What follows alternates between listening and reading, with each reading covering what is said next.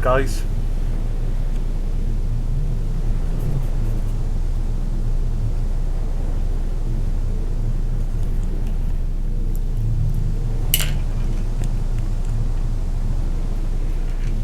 So, I just suddenly realised that I didn't have my mic on when I first started, so I was thinking, I just had to fiddle around for a minute, thinking, why is the sound not working? And that's why. So, what's the time? It's about, it's just about 9:30 a.m. British summertime. So, I'll start the stream. So, thanks a lot for coming, everyone. Thanks if you're joining again from last time. Oh, hello Jonesy, yep, you're back again. Yeah, good to see you all. Nice to see you as well, Magician. Magician's been helping us with some behind the scenes stuff that should be quite interesting, especially when it comes to people who want to play it in Chinese. Hi Pegasus. So yeah, I'll do a recap first before heading into the game, because I've this is slightly further on from when I played it for the first stream. Things are slightly different, so I want to just be able to show you some other things. A few disclaimers before I start, as usual. That there are going to be some bugs now and again, because obviously we're working into the bugs, so we're fixing things as we go, and there are some holding ships still in the game where we're adding some ships in. So if you're eagle-eyed enough to spot a ship that you think that's not that ship, it's probably because we've put a different model in just for now. And sometimes if we go on the fleet screen, like if I go in there now, as you'll see, the Pennsylvania here and the Tennessee have upside down icons, which is basically because those are two of the holding ships we got, and that's just to remind me to switch them back round when we get to it. I'll adjust the ambient sound a bit more then. Pegasus said to turn it down a bit more. Let me just. There we go. Yeah, there's a lot of fun sea effects, nice sea effects and things you could mess about with. I like. That's the thing. I'm so when I play it properly, I'm just going to turn the music up a little bit actually, just so you got a bit of music in the background. I like to have everything up full whack, so I get booming explosions and lots of things. Oh, and here we go, Port Moresby. It's had an amphibious assault launched on it. So the Japanese, and again, this is where if I slow it down a minute. The game is unpredictable in the way it works. You never quite know what's going to happen next, so you can never be quite comfortable because the game's reactive. At this point, the Japanese have moved into Tulagi, and I imagine they'll take Guadalcanal soon because I've not actually raced into it. Again, if you know, historically there was a bit of a, obviously a race for the Solomon Islands, but I've been so busy looking for battleships to fight that I haven't actually done that. So where I've got to at the moment in this version is that Midway was taken by a large fleet, and I ended up splitting my battle fleet. I think I lost one of them. I was trying to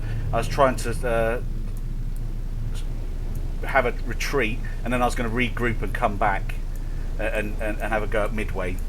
So Midway has fallen in this version at the moment to the enemy, and so I'm thinking, what am I going to do next?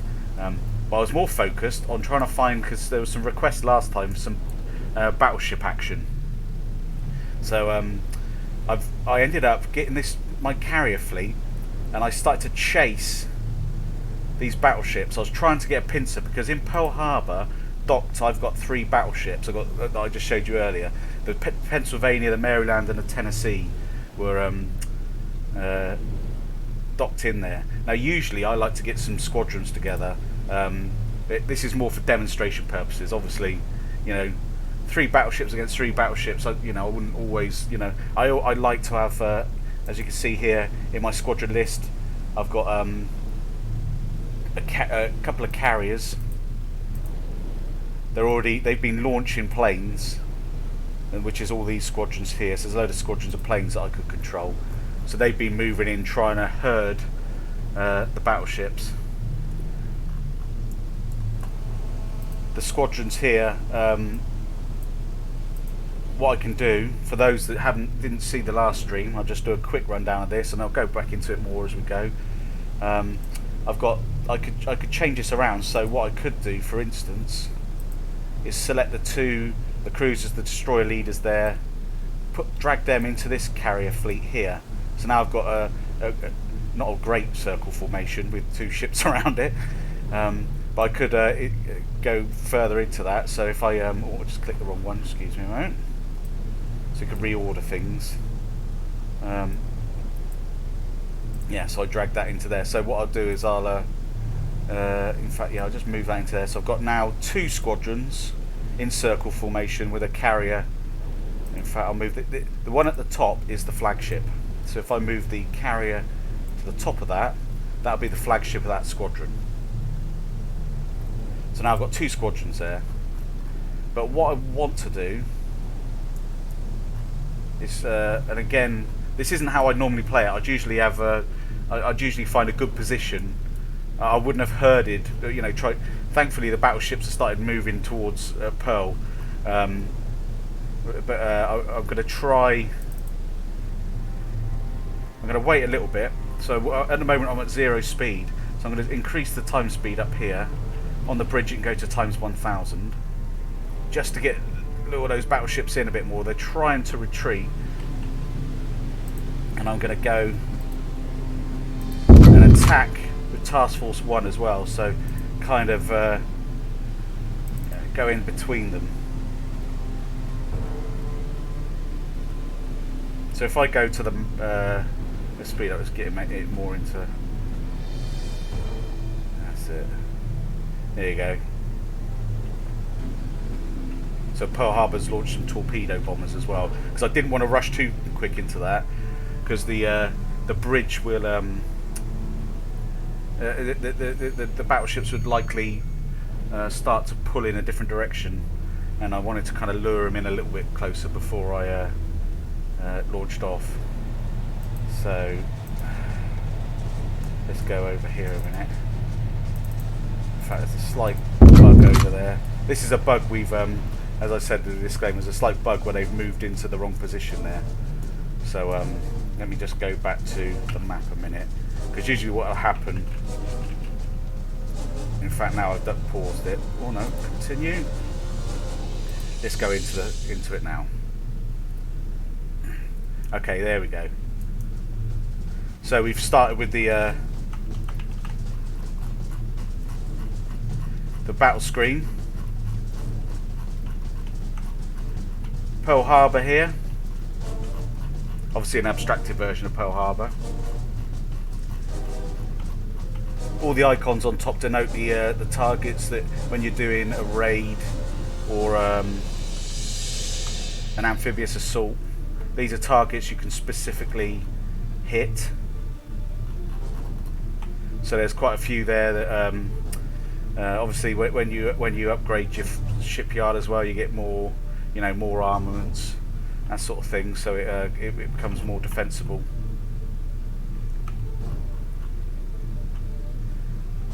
And what we've got here, if I zoom in, is my battle fleet. Well, fleet. So 3 battleships at the moment, because they were.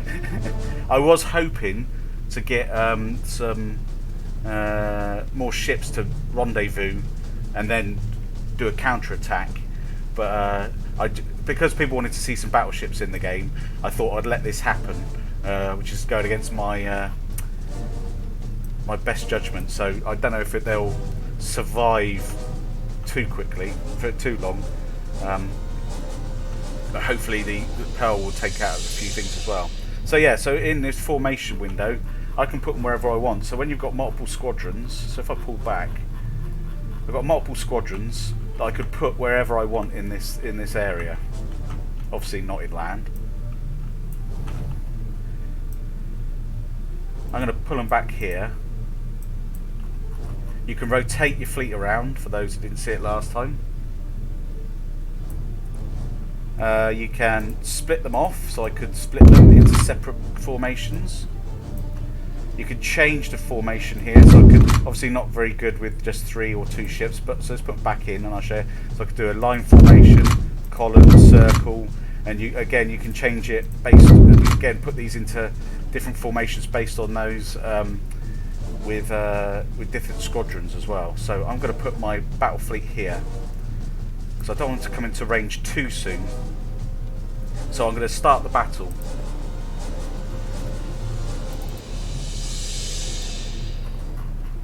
And again, as I said, I got some holding ships for some of the battleships as well, just while we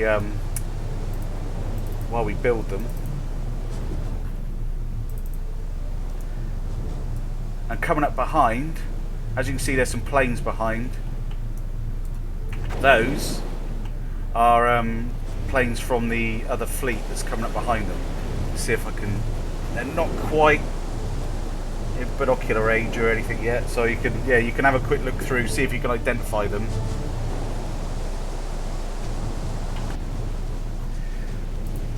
Herbit 09393. Can we mine enemy ports, harbour and harbours as well as having minesweepers counter diffuse? Well, that's something we haven't actually put it in the our first. It won't be in there at launch, but that's something we have been talking about, mining, that sort of thing. So that's definitely something that'll be interesting to talk about and add to. Because again, you know, we're already we're already adding more ships. And if you go on the Steam forum, you'll be able to see. In fact, here we go. Let's go over it. You'll be able to see what ships are, we're actually adding in game later down the line. So, oh yeah, okay. So yeah, so I'm glad I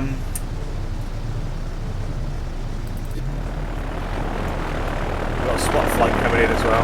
I'm glad I did what I did, because I wouldn't want to go toe to toe against a Fuso battleship, that sort of thing.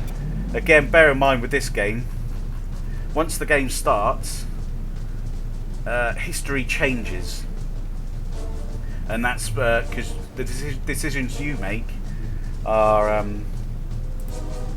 affect everything, and the game is reactive to it.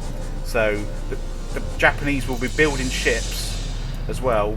They'll get to a point when they'll start to build ships that didn't exist or were going to exist in the war, that sort of thing down the line.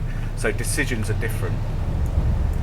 As you can see with Midway, things have changed because basically, I made a tactical withdrawal. So somebody's already taken out the torpedo cruiser. That's probably the planes started to take out the torpedo cruiser. So I want to start moving forward. These ships are actually moving, just very. You don't want to go too fast at the beginning. You can change the time speed, obviously, in this game. So let's move them in this direction, just to get them started. So let's just see if we can see Pearl just off in the distance.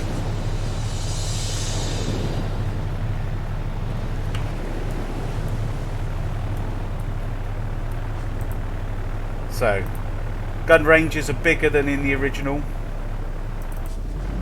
but still we've tried to keep them at a certain distance, because it was there was a point when it was just so far that we had to pull them out. But they are a lot bigger than they were in the original game. Let me just get them into battle.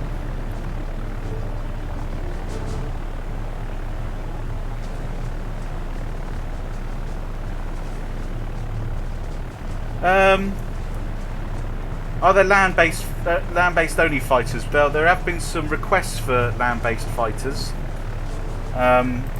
because we focused obviously initially on the ones that could be carried on a carrier, but we are starting to build some land-based fighters that will come in after launch. James said, "What kind of system is this running on specs-wise?" I don't actually know. It's a decent PC. This is a decent PC, so it runs it quite well. It's a bit, it's God, it's a couple of years old, but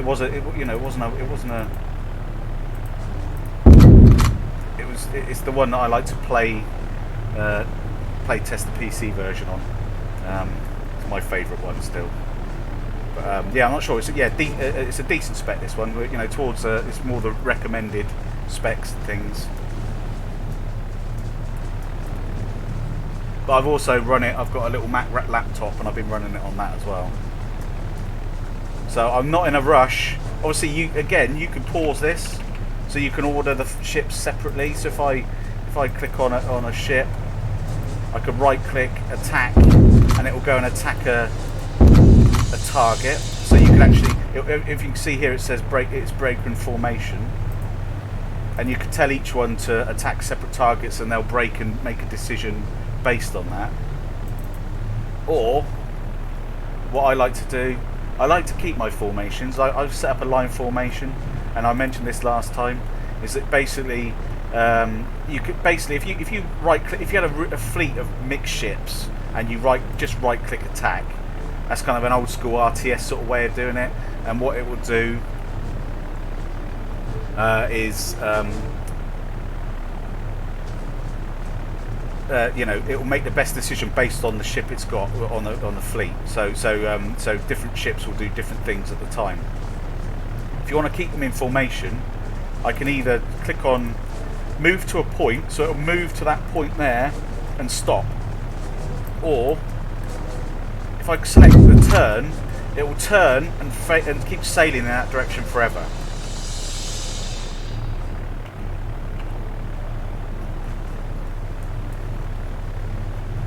So what I can do then is I can select individual battleships, I can right click, select all guns, and then when they're in range I can fire. So obviously where the range finder is thicker, it's darker here, that's lighter here, sorry, it's because there's obviously a lot more weapons that I could fire in that direction. Okay? And basically you can just fire it into that area. Or I could fire the main guns only, fire the light guns, I could launch my spotters. I can actually, if say there's a carrier over here or a ship I could actually right click on this one, defend, to defend that ship, or I could right click on a fleet and defend the fleet. Pegasus has said, is the action command sound a placeholder? It's not at the moment. If it annoys people, because we've tried a few different placeholders, we needed something that was a bit decisive. Again, those are the sort of things you can turn down as well, because there was a point we had funny enough, the action command was the one we've had a lot of debates about, because the one we had before, it was too insipid. I thought, is this actually made a decision? And so I really wanted to do something different. So let's start to speed up now, get into it, because I've been talking and slowing this game down a bit. The beauty of it is that you can play this at your own pace. I don't like to get too close into gun range. In fact, let me just show you another thing before I go too fast. So you can change it to different views. We can play it top down.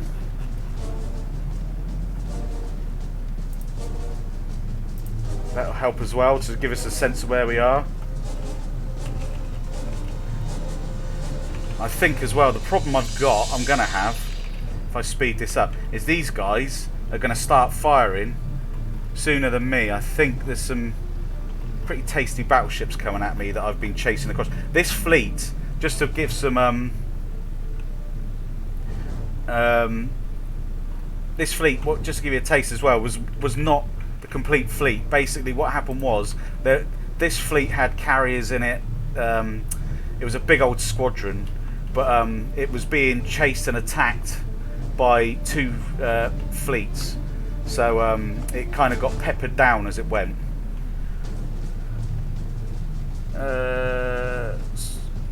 Zodchi said, can you get a look at a work air bomber? Let's have a look. So that's the Wildcat. So in fact I can hear, let's see if we've got some.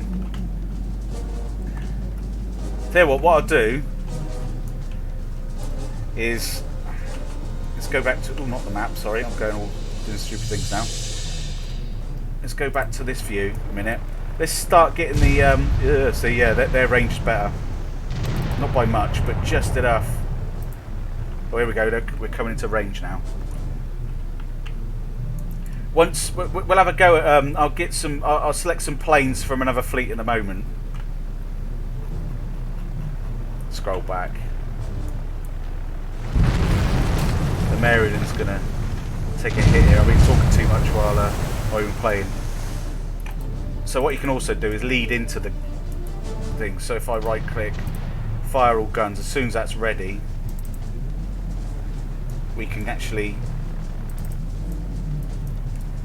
lead in. Now these ships will start firing as soon as they're able. And in fact, if you see there the reloading button, let's slow down. They're reloading here. He'd already started firing. So in that formation, me telling it to just fire at will, move in a direction, it did start firing like an RTS. Or you can actually dictate how, you know, where it actually fires from. So let's obviously lead. And like I said, I don't normally like to do a, you know, a toe-to-toe battleship versus battleship. You know, it's better to have a tactical mix in your squadrons. Whoa, just a little bit too soon. They're starting to all fire now.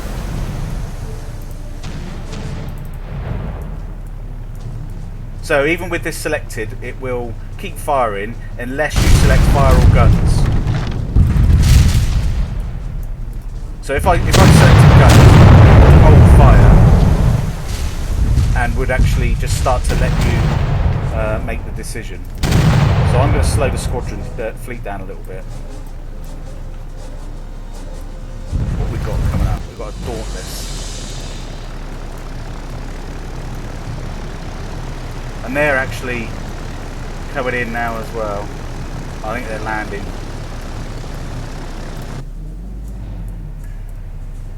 Yeah, I'll get into the fighters in a bit. In fact, let's see if I can. I'll switch it now. They're in range. Let me get. Oh, we've lost a few. In fact, there they are. They've still got their bombs. Kill.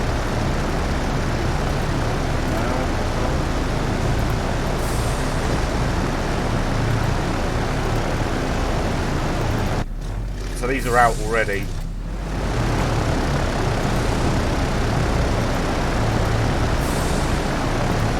think they might have a recall or something.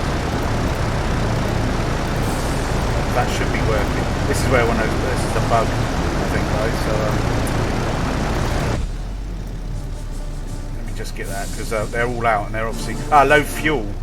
You know what it is? They'll be pulling back. They've been chasing them for so long, and I haven't let them. I've been pushing them into a certain area that they're trying to pull out now, and that's what it is. So they've had to recall their flights there because they're starting to run.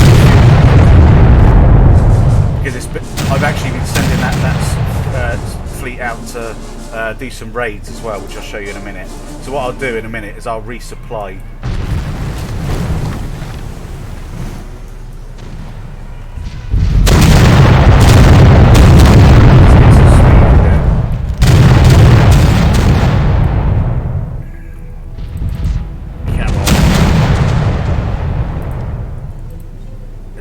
I've selected the squadron now,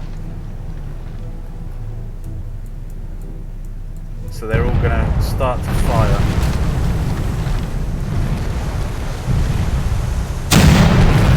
In fact, they're not out of range. What they're doing is they're reloading. Come on. And again, I wouldn't have taken a risk there with the old the battleship so much. Oh, yeah, that was a critical. I think they've hit some ammo dump, or hit some ammo or something. Come on.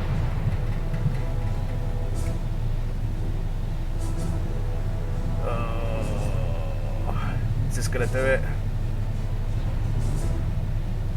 It's the thing with ranges when you start to...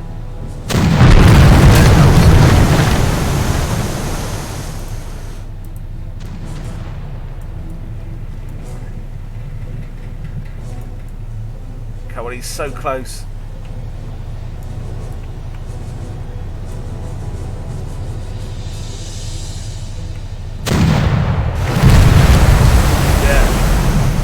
Okay, cool.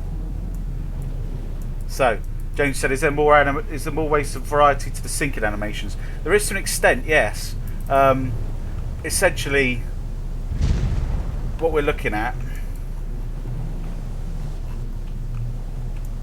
is that they roll and things as well, but they do tend to tip in different directions. But again, we're going to be working into those sort of things.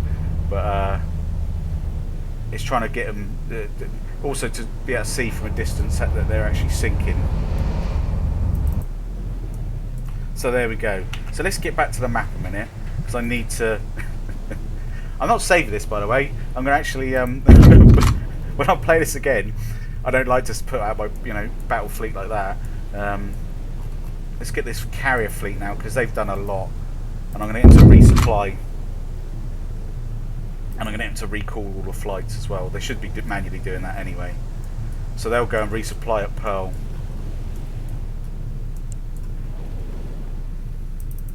So what I've been doing as well, I've got quite a few fleets sat at Johnston. So I've got a carrier fleet here that I'd sent in to resupply. What I've actually been doing with this carrier fleet, which is why you've got to keep track of your resources as well, and you can't overstretch, is that I was sending them in to, as you can see, Macon and Tarawa. I've got some damage on them. There's a little bar there just as a quick marker to show how damaged they are. Essentially, I sent that carrier fleet in to raid Macon and Tarawa, because those were my first objectives. And what I did was to give me some extra war bonds, and it starts to build up your experience here. So what happens is, as you build up your experience, it unlocks more fleets, more ships to actually build. Obviously that depends on your resources you've actually got. It also starts to unlock war progress in general. So if you hit a certain point, what it does, it will say, obviously this is more for the player as an abstracted thing, that work has begun on, the Manhattan Project or things, something like that. So it gives you points in the war that to actually start, to get a sense of how you're progressing. And that may not be the date that it started, because it's an abstraction based on how fast the Japanese are moving and how fast the Americans are moving. So things will happen. As you can see here, in the game since the Twitch game, the Japanese have taken Komandorsky, and they've actually started to raid Attu. But I let that happen because at that point I had no resources up there. Again, I was considering taking some of these destroyers from Johnston. But I was a little bit worried about the subs in the area. In fact, because there's been a bit of a few battles, I've lost a few destroyers there. So I'm gonna merge those together by clicking and dragging. So now I've got this destroyer fleet, and I'm gonna actually, just because I like to be tidy, put those destroyers into a squadron. You could end up with a destroyer fleet of 8 if you want. So if I do this, so Task Force 13 now has got an Able and a Baker squadron of 4 destroyers each.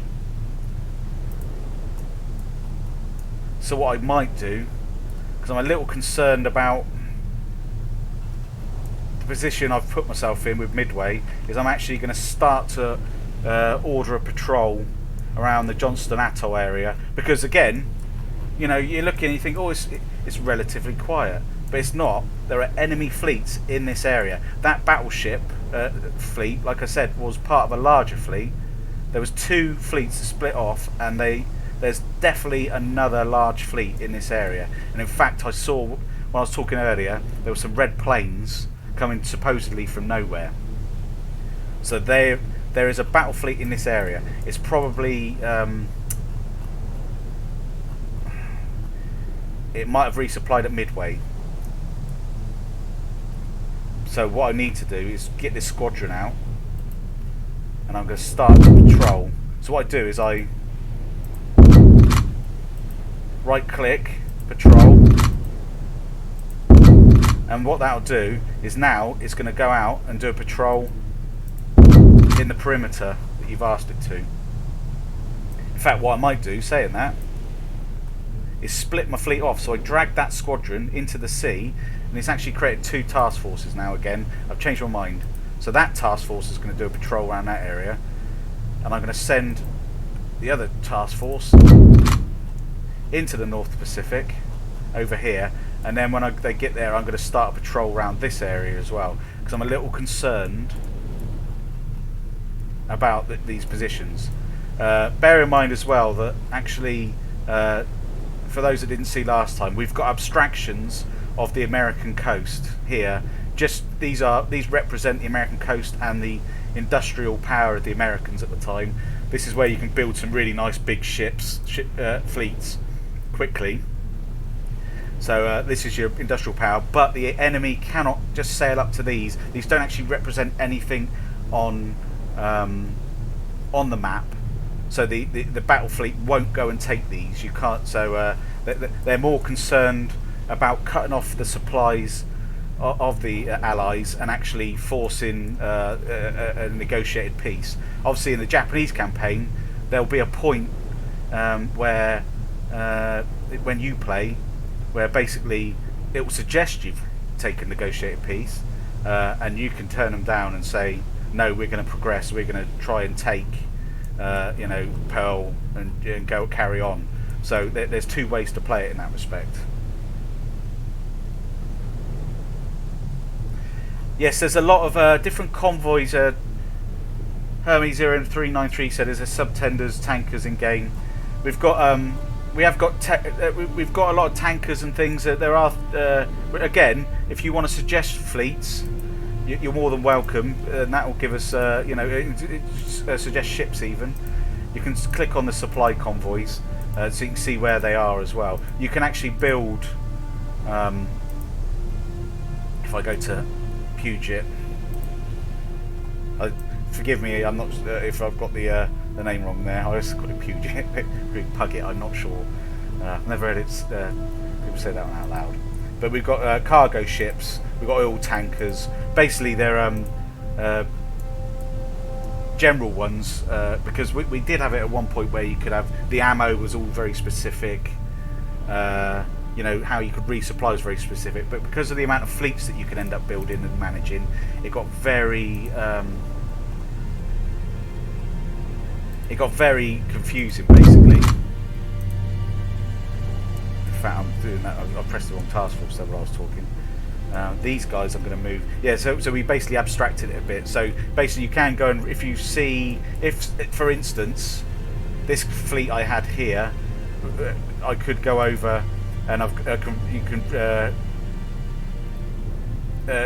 refuel, so you could dock with a cargo fleet and refuel, or if there's a fleet that's got lots of fuel and you desperately need some, or replenish supplies.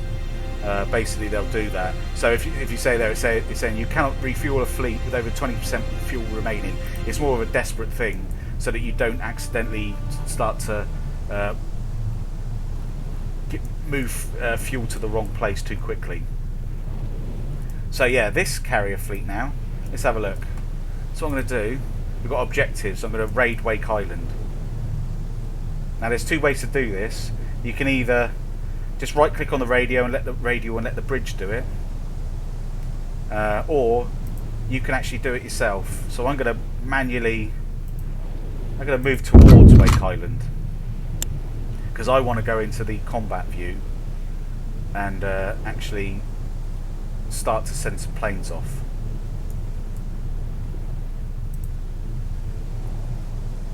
What I'm also going to do is forbid launching aircraft, so you can do that as well. As I said last time, we are literally going to be there's some things we're going to tweak with the carriers, because the best thing about the carrier fleet, and this is hopefully going to be in the next stream because it's actually been done, I've seen it done. The best thing about the carrier fleet is actually your ability to when you go into combat to say, I want my torpedo bombers to hit this fleet, this ship. I want my dive bombers to hit this ship, and so on. So there'll be more control. The computer will make less decisions, so you get less of what we saw earlier, where the planes decided we're already going off and then saying, actually, I'm low on fuel, I need to return. That you'll be able to dictate more of that yourself. Oh, in fact, view go right. I think. See, this is why I should have done my patrol first. So I've got a destroyer, heavy cruiser, 1 battle cruiser, and 3 carriers have appeared. So I'm going to press go to see what happens. This is where my patrol would have been a lot better first. Actually get some planes out there, get the destroyers just to recon the area and withdraw. This is where the cat and mouse stuff comes in. So Hermit 0393 says, our landlocked fighters in game 2. Yeah, basically they'll be coming into games. We're building landlocked fighters now, but yeah, on launch we prioritise the fleets, the fighters that you could take off from carriers. But if you go to the Steam forums, there are discussions about planes and ships that you'd like to see in game, and we are building some already. Like I said, we're talking about other factions, so there's going to be a Japanese campaign that's going to launch very soon after launch, and then there's going to be a Royal Navy Anzac campaign, but there are going to be other factions coming in now as well based on player feedback. So we've got like I said last time, I saw the Richelieu. I've seen some Dutch ships being built, and there are some other very unusual ones that have been built.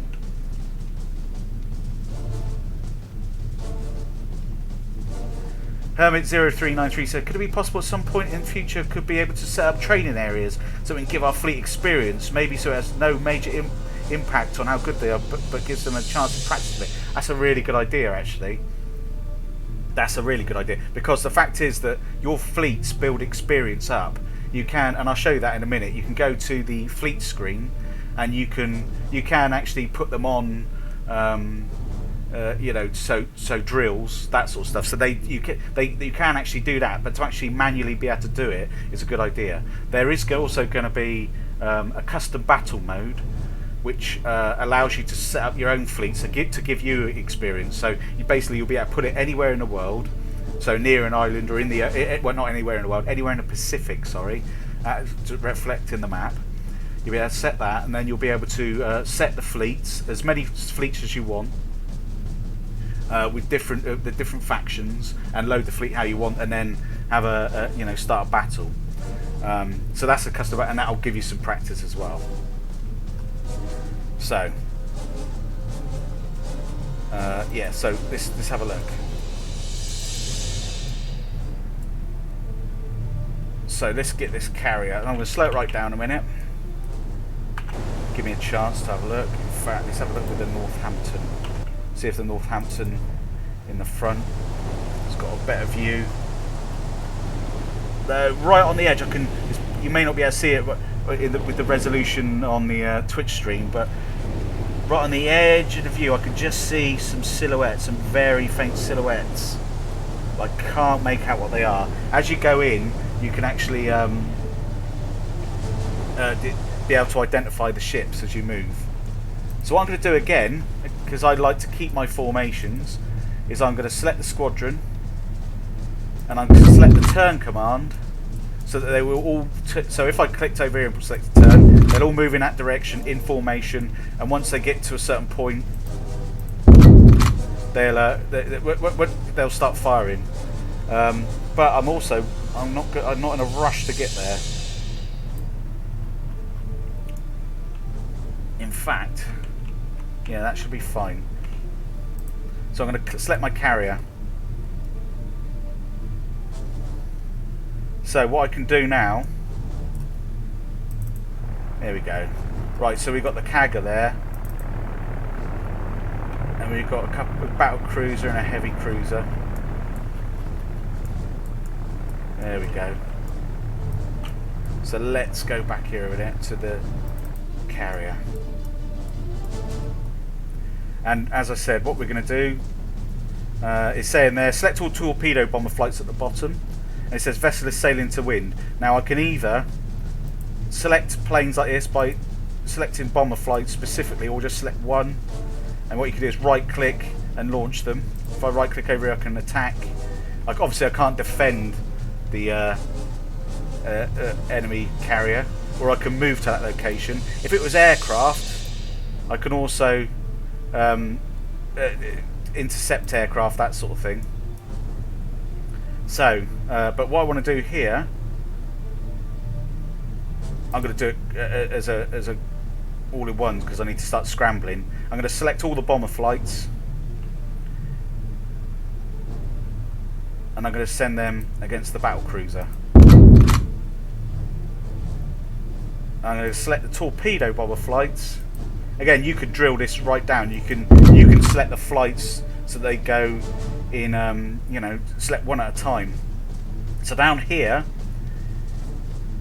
is the queue order to watch the fleet start to move. So I'm going to start to speed it up, and you'll see what happens. The carrier is going to start to move into the wind.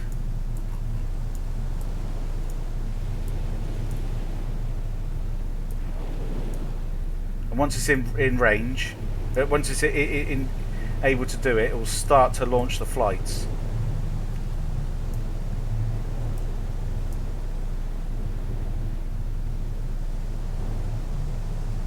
And in fact, it was kind of a pointless thing to do, what I did with tell them to move in that direction, because the formation's going to try and keep the carrier here anyway, and the carrier's going to turn the other way and stop trying to launch. Let's pause it just for a second. Master Dookie says, and let's move out so I don't hear the plane so much. Is it possible to set fleets or single ships to different modes or behaviour? Let's say I want a carrier group to engage enemies on sight, but I want subs doing only recon. Yes, essentially that's what you can do. I could do it here as a little thing where I can actually tell that Northampton to move over here, and he'll break out of formation. I could tell the Chester to go and attack the fleet, and he'll move over and do his own thing. I've got no subs here, unfortunately, but let's pretend that's a sub. I could tell it to deep dive and move over here. You can also, basically the subs are really important for recon, because obviously you could recon with anything. You can recon with planes. You've got to do a recon before you launch an amphibious assault. So, but a sub obviously is really important for recon, because you can do a dive and then recon manually with your periscope, which is good fun. You come up and you start to survey all the shit, all the things in the port. So let's go and have a look at some of these planes. So here comes the dive bombers, and in fact, what I want to do, there's one thing, a fundamental thing I'm not doing at the moment. I'm going to pause it again, because this is the beauty of this game. Is I'm going to select all fighter flights. And I'm actually, you know what I'm going to do? I'm actually just going to right click, defend. So they're going to launch and defend my carrier, because otherwise, yeah, it's a stupid move otherwise to not do that. So obviously you can manually control the dive bombers.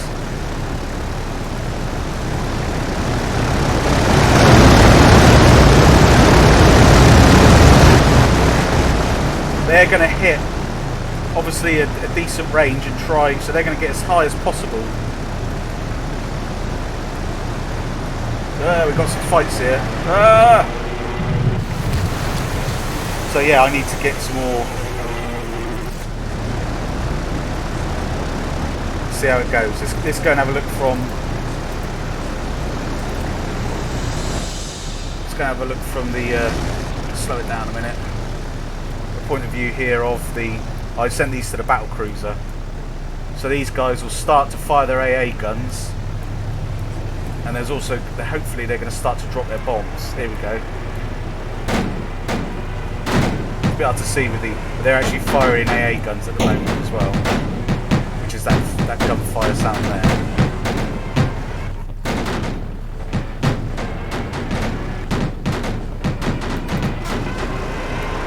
Oh, these are dive bombs, so yeah. So yeah, it's the AA fire. So it's launched everything. There they go, they're dropping their bombs.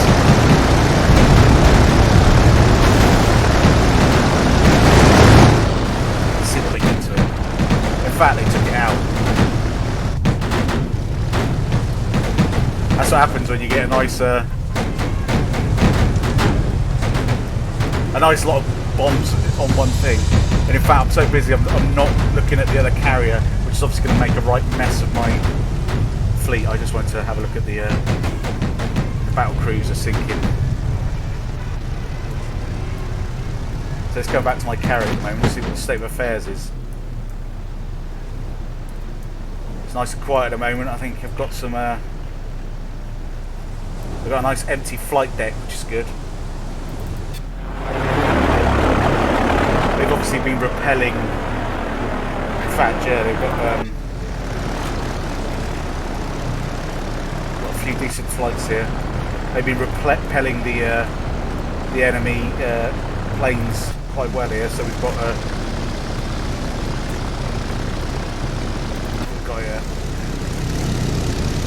dive bomber flight coming back in. They obviously dropped on someone. That's probably the cruiser there. Got the heavy cruiser. But again, yeah, the more tactical you can be in terms of defending your carrier. I could have sent them off to intercept the aircraft, but again, I'd rather ensure that my squadron is in a sensible place. There's another flight returning. And again, as you can see, got a fighter flight coming in, flying in low. The bomber flight, torpedo bombers. Oh, they're quite low actually. They obviously have to fly in low. I'll have to check that one.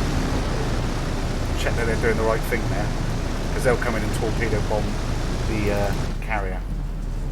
As I said, we've been fiddling with the carrier mechanics, so forgive me if the odd thing goes a bit strange, because one thing we didn't want to do with the carriers was actually make them useless. The whole point of the original Victory at Sea. I'm sorry, I'm speeding up as I'm talking, and things are getting shot down out of the sky. I don't know where they are. That's the thing. So yeah, what usually happens with Victory at Sea, was that the carriers are an effective part of the combat. So we did not want them to be make them useless in any way. And we've lost quite a lot of flights there as well.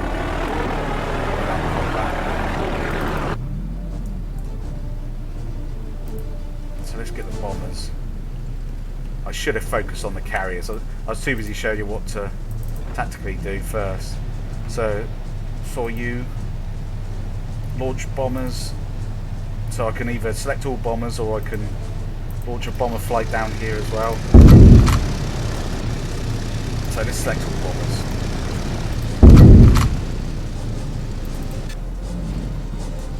Start to get the dive bombers to go in.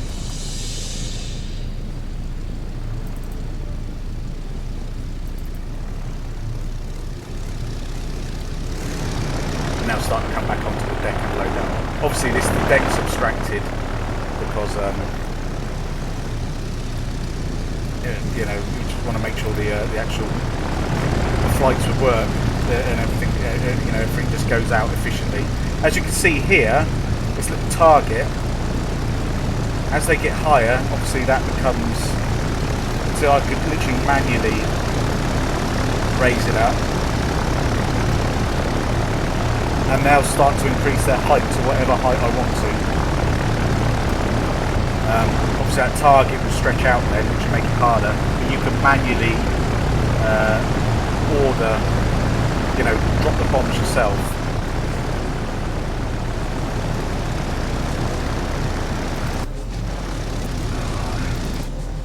I should not have, I made a fundamental error there by hitting the heavy cruiser first. I think I should have gone for the carriers first.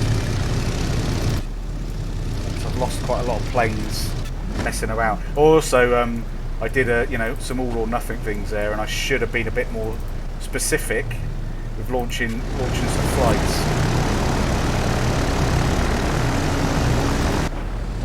So you've got some fighter flights here. I might in fact, let's get to intercept the aircraft. See if I can get to take these cheeky little torpedo bombs out. Let them do that and intercept those while we're doing this.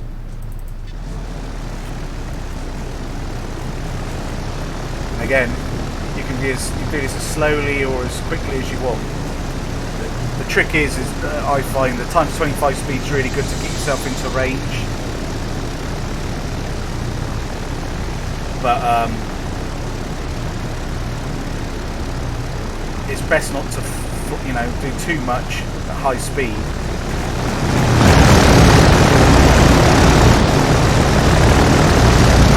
So, it says that Pegasus says, can the height adjuster be changed to feet rather than meters? We could do. We hadn't actually. Yeah, that's probably a good idea. The metrics have always been. You can't do it actually in game, but we can do it. I'm sure there's probably something we can do in a mod as well. Hermit says, can you embark raiders for raiding on islands? Yes. So, oh, actually, like, you know, land-based sorts. You mean? I'm not sure. Then no, but you can send planes. I could get this carrier fleet, and I could actually.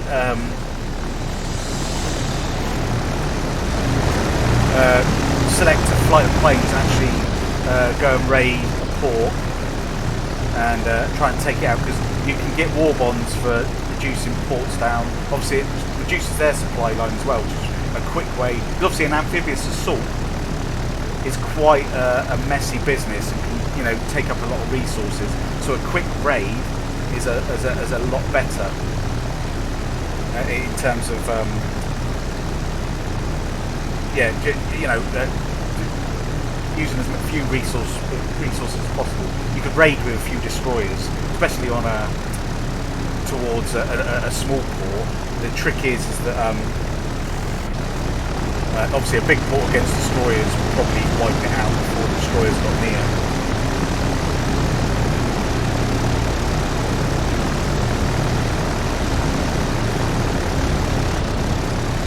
Sabotage actions, that's quite an interesting little mechanic. That'd be really interesting to talk about on the Steam forums.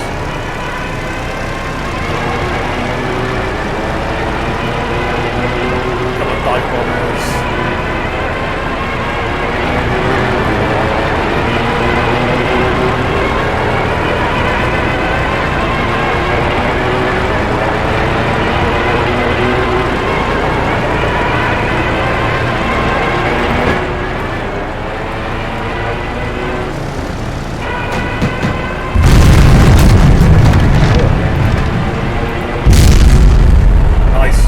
Got him. Sorry, he was out of commission. Okay. Oh, I've lost Northampton because I was talking. That's the thing. Don't talk and play this game. It it can play havoc.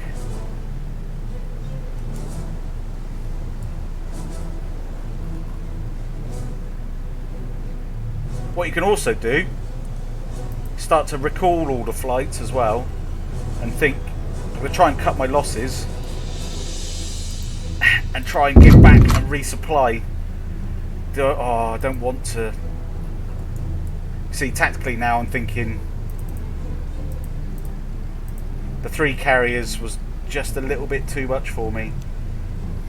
If I keep pushing that, I'm going to lose my carrier fleet.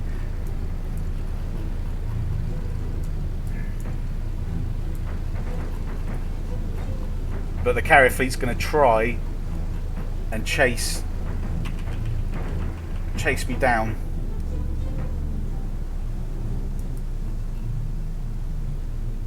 So that's what this combat is. Right, what have I got in Johnston? Because what I could do as well is if I can try and force the combat in this direction. Oh, I don't have anything in Johnston, just the destroyer fleet. This is also the beauty of saves, because you know, I wouldn't have poked my carrier fleet's head out without having a good recon around to check what's actually there, because I got caught by surprise there, especially at times 1,000 speed. It's all right. So they've given up the ghost, and I'm actually being able to just, if I slow it down a minute, I've actually managed to pull away in time. What happened is, as you saw earlier on, that I was able to keep up and keep peppering that fleet that was up around Pearl Harbor. That battle started over here and was kind of coming in like that. But this fleet has obviously decided it's probably better to not keep chasing me towards Johnston, and it's probably on its way back to Midway, because they'll resupply as well, which gives me a chance to get in there. So, as you saw there, we had a little bit of a carrier battle. Again, you can really, you know, if you start to plan ahead, and you know, if you start to, it'd be nice to actually have had this fleet in there, actually, Task Force 2. So I'm going to start to bring these guys over to Johnston. What I like to do is resupply, move over and resupply to make sure that they're fueled back up again, rather than, because you could just tell it to move over here, but then they'll just sit over there as well, you know, because they like, you know, you need to tell them to order. You know, for you to order, it will say we've got no more orders, so I'm going to tell them to resupply. Oh, Hermit said, could we have star shells in the game? There's no doubt we'll have battles that occur at low, light or night. Yes, there are star shells in the game. Let me just show you. So I'll go onto the bridge here. Well, it's a low light. It's not night time. But let me just show you a couple of things. So down here you've got special actions. Okay. Now with the special actions, you can learn new special actions and have different ones depending on your upgrades, depending on various factors like skills. So some special actions will be that you can get to battle stations quicker. But there are some literal special actions as well. So I've got create smoke. So if I click on that one, it should start to create a smoke screen across the map, like so.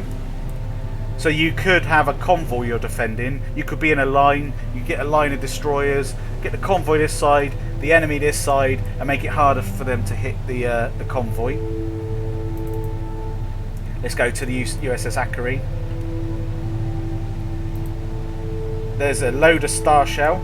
So I just clicked on that. And if I click a gun, fire it.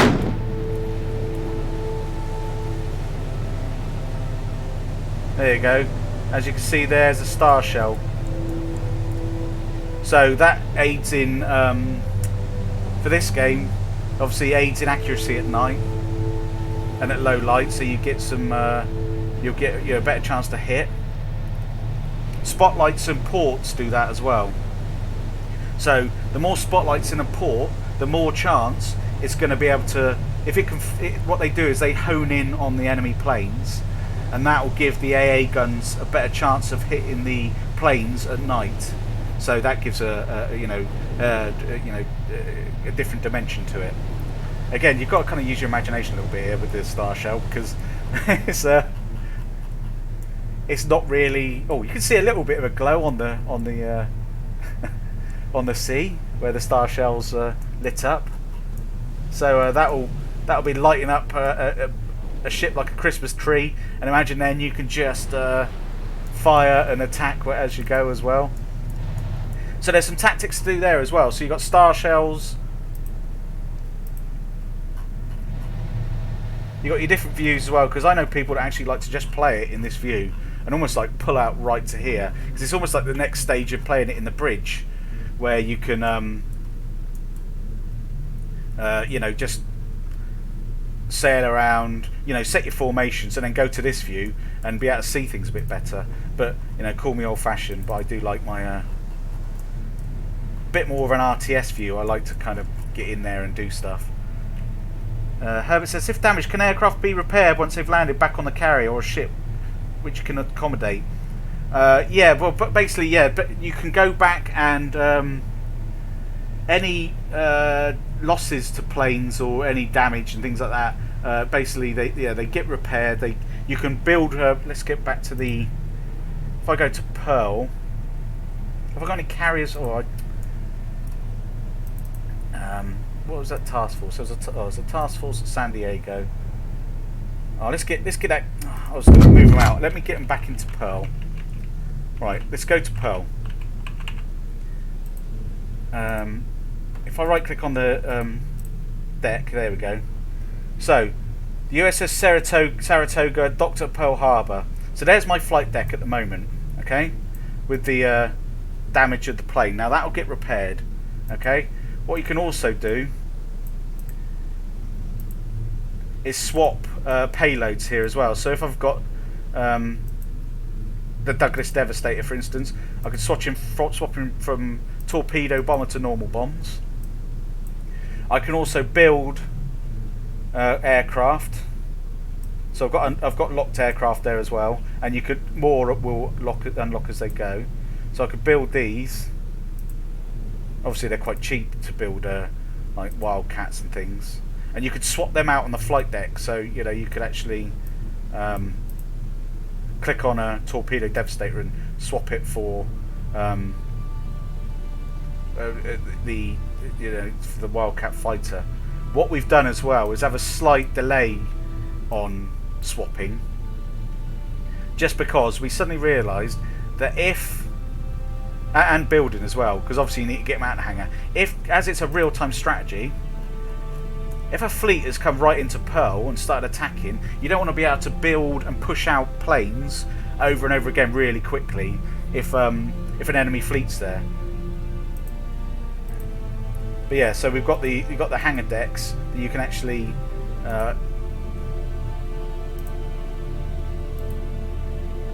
put in, swap out different planes and things like that, add new planes to your flight deck, and yeah, just go from there basically. So you can customize your deck, obviously within reason. That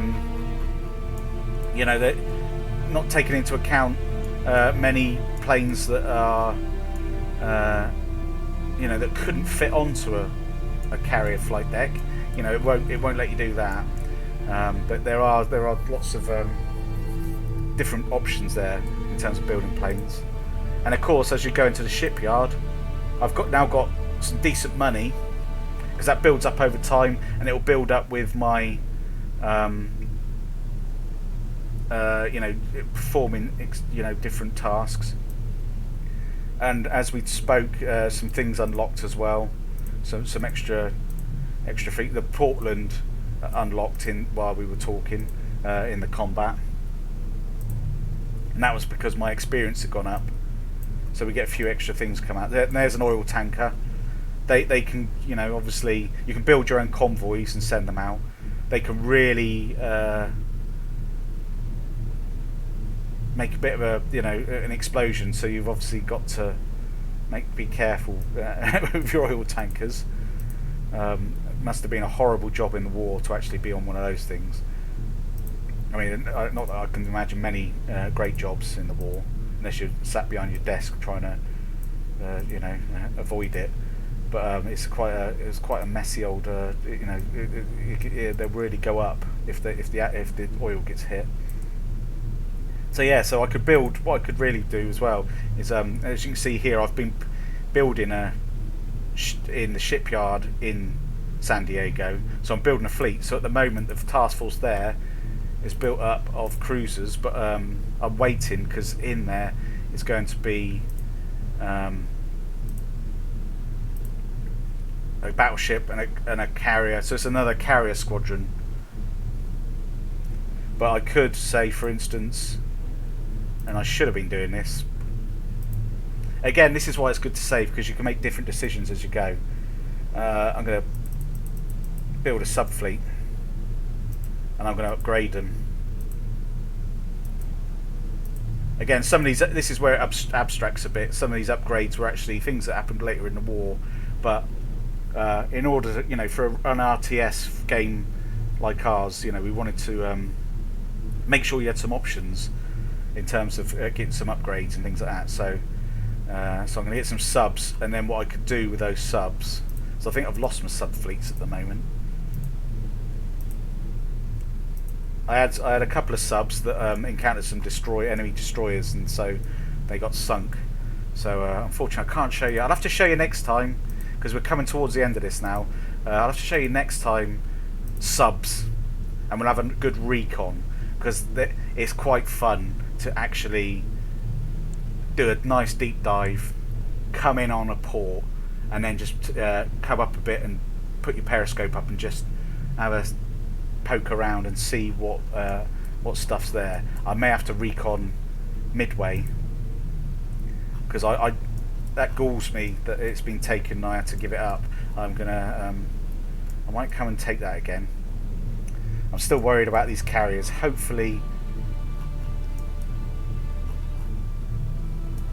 I won't catch them, and they'll be withdrawing. Hermit says, so does that mean when carriers are in port they automatically repair? Yes, if you I've literally clicked here. If I click resupply, it says Task Force 16 ordered to resupply at Johnston. That's repair and resupply. But also what it does, if I go to Pearl with Task Force 2 here, if you see that the Portland still needs some repairs, I can go to the fleet screen, and if you go across, it gives you more details on the different ships you've got in there. You've got your logs and stuff as well up here. So let me just click on a log, and that actually gives you battle reports. Somebody was talking about battle reports before, and this will give you a breakdown on ships lost. So Convoy Roger came under fire from an enemy fleet consisting of 11 ships. First shots of the engagement fired around 1:04, and the SS Wave Prince was the first of our forces to be sunk. The enemy forces in this instance were victorious, sinking a total number of 11 American vessels, and it'll break it down. So you can keep track. But yeah, so which one did I say was the Portland? So I could actually prioritise repair and damage systems. This will lower their morale, but it means that all the crew will be repairing alongside the people at Pearl. So if you've got an emergency and you know there's some battle fleets in the area and you're starting to panic, then you can start to order your fleets to repair. You can also prioritise gaining experience, which Hermit you were saying about earlier. So I could actually, that lowers morale as well. But obviously they become more battle hardened. But again, it's quite good as well if they've, they will, their morale will lower through losses, and obviously at the beginning of the game, after Pearl, it's quite, the morale's quite low to an extent. There's obviously a determination, but you can, if you've got a crew and your fleet's just, not too badly damaged, you can click on and prioritise the morale for that fleet. Anyway, he's got a better icons for the smiley face. Please let us know. It's the one none of us really like, but it's probably the most obvious thing that says this crew's happy, this crew's sad. So the morale there on the crew, you can see we've got a couple low morale and mid morale there as well. If I've been playing this game decently, which I have done, I've actually wiped out battle fleets and taken lots of swathes of this, then morale does change as well. So, have you got a date set for release yet? We're getting close. We're getting close to being able to announce. We obviously want to make sure that the game is, the game's, touch wood, relatively bug-free now at the moment, and it's playing really nicely. I've had great fun, playing this game, and that's always is quite a nice thing to actually say that that you're having fun playing your game and you're not panicking too much. But we want to make sure that the game that comes out is the game that everybody, that you guys are requesting, and the stuff, because we listened after the first Victory at Sea. You all had some ideas after the first Victory at Sea, the stuff that you liked and the stuff you didn't like, and I feel like this is the game that people wanted from the first Victory at Sea, and I really hope that that you agree with me, because I do think that we've come up with something really cool here, and a bit more organic as well. Again, as you can see, history's changed here, and that Darwin's been taken by the Japanese, and so they started to cut through, and it does change every time. So they're reactive. You don't know what's going to happen if the if I started taking the Aleutians, or if I moved into truck, that will change the tactics of the enemy as well. Because one thing you can do, and this is a little tip, if you set some raids, get some small fleets to go and raid round, say, Tarawa, that'll start to draw enemy forces that way, because they'll think we're that this is that the supply lines are going to be moving here. You could then take your main force up to Midway. I mean, historically, there was the island hopping, wasn't there, and also a force coming, eventually coming that way as well. So you do have to be a bit more tactical. Hermit says, so can you, if you wanted to get your subs, patrol off the enemy coast? Yes. You've got to think about stretching your supply lines and stretching, but obviously you can resupply and things like that as well. I've done. I've used subs. Basically, you can set them to recon, keep them in a deep dive, and go from there. Pegasus says Gamescom's next week. Yeah, we did. We were hoping this time, because the first Victory at Sea was played at Gamescom, and we were hoping it. In my little OCD sort of way, I thought it'd be great if we launched in the same week, 4 years later, to the original Victory at Sea. But it wasn't meant to be. We could have rushed it, but I wanted to make sure that we wanted, this game is the game that we wanted to play. And so that's where we're at with it, is that we wanted to just improve it and work into it. In fact, let's just have a quick Star Shell thing. Pegasus says, yes, this version is much better because in the first phase, as soon as you get a carrier, it's game over for the enemy. Yeah, there's obviously the carriers are not hampered in this game. We didn't nerf them so that they're not. They're still, obviously the deadliest force in the Pacific at the time, but we also were aware that we needed to balance it a bit more. There we go. We just get a Star Shell lighted up as well. It's a shame we haven't got an enemy ship there to light up. But again, for the, or even what's quite nice is land it on a port as well. But the what was that? I have to have a look at that. There's a rogue rangefinder as a bug. Minor one though. I could say it's a feature, but I'd be lying. That's the little bug I got to fix. But yeah, so it's quite nice to actually have a a nice but obviously it abstracts it. So what it does is that while that's up, it will make things easier to hit.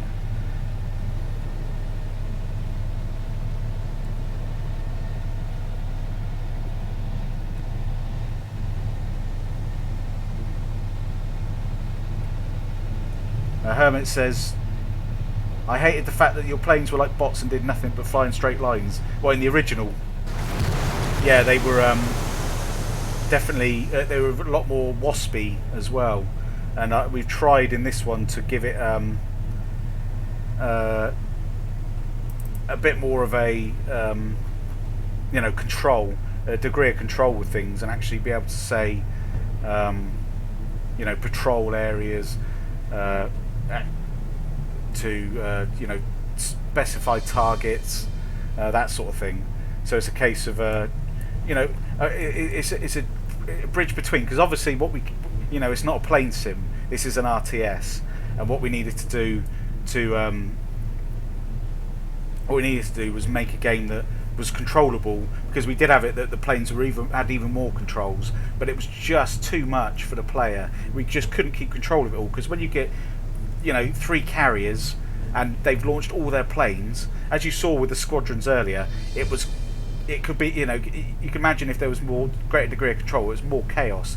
So for this one we needed to bridge that gap from not having any control to actually having as much control as the player needs to dictate. In this one we could actually and this answers Master Dooku's, is it possible to capture enemy land installations? Yeah, we can literally take Midway. We said landing ships on there. You can also at that point send your planes and target the oil field. So I could literally get a flight of planes and target their refineries and things like that, and actually bomb those. Because all the damage to buildings actually affects their what resources they've got. So if I kept raiding Midway, I could stop it. I could make it hard for the enemy to resupply at Midway.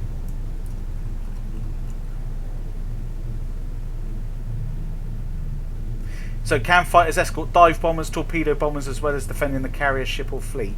Yes. Yeah. Basically, we've got to. You can right click intercept. You can defend, that sort of thing. So what you can do is you can defend an area as well. So you could literally click it on the sea and defend, and it will go over to that area and defend that place. So if that's where you're going to get a lot of enemy traffic coming in while your planes come through, then that's definitely something that you can do as well. Pegasus said, I'd love to do a game like this, but with bomber fighter groups in World War II, European Air War, and play ARIA. I'd like to do that as well. That'd be a nice one. That'd be really good fun. And I think as an RTS, there's a lot of options for that as well. We've got a lot of ideas. Like I said, the problem we have with this game is that, as you can see, it's a big game. We did not. We wanted to put in more of the map, but it was just I think it's at least it's at least 14 gigs at the moment, 15 gigs with just the Atlantic, and if we put with the Pacific, sorry. So if we put the Atlantic in and things like that, it would have been really difficult to expect a player to download and fill up their hard drive with Victory at Sea at this point. But we have got plans for the Atlantic and other eras.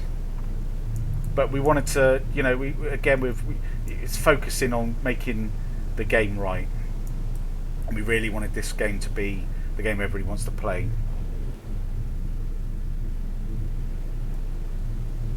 Hermit says, is it realistic in that if a fighter runs out of ammo, they head back and can run out of fuel? Yes. Basically, bombers, planes in general, as you saw earlier, where I thought it was a bug, We had that carrier fight with those battleships, and I said, I was hoping that the carriers behind were going to take on the battleships as well. But what happened was that they'd run out of, when I clicked on the planes, they were on low fuel, and they couldn't. They were being recalled because they'd obviously been battling all the way along, and I needed to get them to resupply. Also, what happens as well, and it didn't quite happen there, is that I think it was just range. Once they get a bit closer, Pearl would start launching what planes they have as well. That's quite nice. So when they decide they're about to be attacked, the sirens will go off. So you hear the air raid sirens, and obviously if it's at night, you'll start to see the spotlights come on as well. Hermit said, so you guys will split the other theatres, DLCs. Yes, well, yeah, this is a thing. We had to split the theatres because just to the scale. You know what? It'll be great if down the line we do a Victory at Sea 2. I think this would be where we put all the theatres back in, and we've actually worked out either probably the PCs will be, the hard drives will be a lot bigger so we can fit them in, or you know, or you know, we'll work out a more efficient way to do it. But at this point, these land masses are all there. That's your problem. And so when you know, if I come into New Caledonia, you know, it's a lot of area to cover. So there's Noumea there, you see. So it's quite it's a little port in there, and it obviously sent out there's a Kingfisher squadron over here. Obviously, that's what's happening here, is that the port has sent out a spotter flight just to make sure, so you don't have to manage those sort of things. But yeah, so that's the thing, is that we'd love to. Our first thought was, let's put in, you know, the Atlantic again, like Victory at Sea. But it's just focusing on making one area great and making a great game. And again, you know, what we realised as well actually is that once this is built, the Atlantic has some different challenges. And so there's some different priorities to how the game would work. You know, there's a lot more escorting, things like that. As Pegasus says, a lot of games are 30 gigs, so a lot of people would expect large installs. Yeah, and that's it. Yeah, I mean, at the moment, I think, you know, we'll see it as this, you know, hopefully this game will be popular. It seems to be getting really good feedback at the moment. And it's definitely something we want to look at down the line. Atlantic, we'd like a med one. But first, what we want to do is the Pacific War. Focus on, you know, getting these fleets in. You know, getting the Royal Navy and the Anzac sort of campaign going, and getting the Japanese going in their custom battles, that sort of thing. Hermit says, so you can if you wish choose to patrol flights from your bases. Yep, you can. So I can go to let's see, Kiska. Kiska's probably got like one plane. Oh, he's low fuel, so he's already out. He's probably refueling. In fact, it's probably the supply line's a bit stretched there as well, which doesn't help.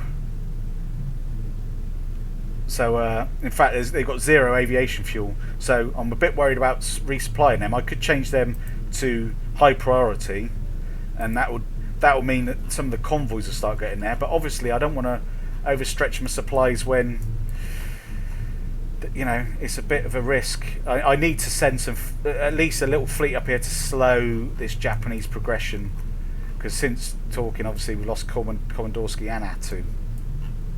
But yeah, I could literally click on my fleets, my ports, and I can send out planes. So I could click on that plane in Johnston, and I could move it over to here, and I could send them out wherever I want, basically. Just get them out into a little patrol. But there you go. So hopefully that's giving you some more insight. There's still actually more to show you, but again, we could do that in another stream. So there's no, there's no real way of covering everything in one go. I still haven't done an amphibious assault, which should be interesting, and we haven't done a manual raid and a recon properly yet. So we'll have to do that, because there's a lot of features that still need to be covered.